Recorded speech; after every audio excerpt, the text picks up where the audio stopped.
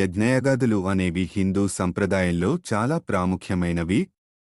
వీటికి ఉన్న ప్రత్యేకత, ఆధ్యాత్మికత, శాస్త్ర ప్రాధాన్యత గురించి వివరణ ఇక్కడ ఉంది. 1. ఆధ్యాత్మిక శుద్ధి.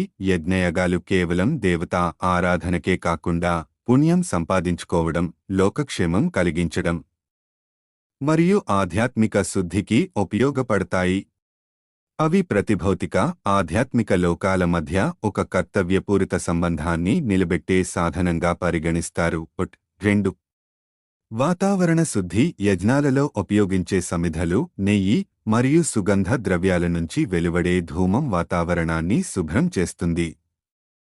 ఇది శారీరక ఆరోగ్యానికి, మానసిక ప్రశాంతతకు తోడ్పడుతుంది. 3. పరమార్థిక ప్రాముఖ్యత. యజ్ఞాలు సకల ప్రాణుల శ్రేయస్సు కోసం నిర్వహించబడతాయి. వీటిని లోకహితార్థం చేసేవాటిగా భావిస్తారు. సర్వేజనాః సుఖినో భవంతు అనే భావన దీనిలో నిక్షిప్తమై ఉంటుంది. 4. దేవతా ప్రసాదం. యజ్ఞయాగాల్లో అర్పణ చేసిన సమిధలు, నెయ్యి మరియు ఇతర వస్తువులు దేవతలకు అర్పణగా భావించబడతాయి.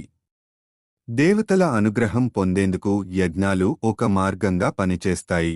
5. వేదాధారంగా యజ్ఞాలు. వేదాలలో యజ్ఞాల ప్రాముఖ్యత చాలా గాఢంగా వివరించబడింది. ఋగ్వేదం, యజుర్వేదం, సామవేదం వంటి వేదాలు యజ్ఞాలకు మౌలిక ఆధారం. రైత్రః యజ్ఞః పత్యః అని వేదాలు చెబుతాయి. అంటే యజ్ఞం ద్వారా సృష్టి చక్రం సజీవంగా కొనసాగుతుంది. యజ్ఞం రుణదాతృత్వం, ధర్మం, హితచింతన, లోకహితం మరియు పరమార్థం, మోక్షం పొందేందుకు మూలసాధనం. 6. సామాజిక ఏకత. యజ్ఞయాగాలలో సమూహం కలిసి పాల్గొనడం ద్వారా సమాజంలో సామరస్య భావన పెరుగుతుంది. అందరూ కలిసి పనిచేయడం, మంచి ఆలోచనలను కలిగించడం వంటి లక్ష్యాలకు ఇవి దోహదపడతాయి. 7.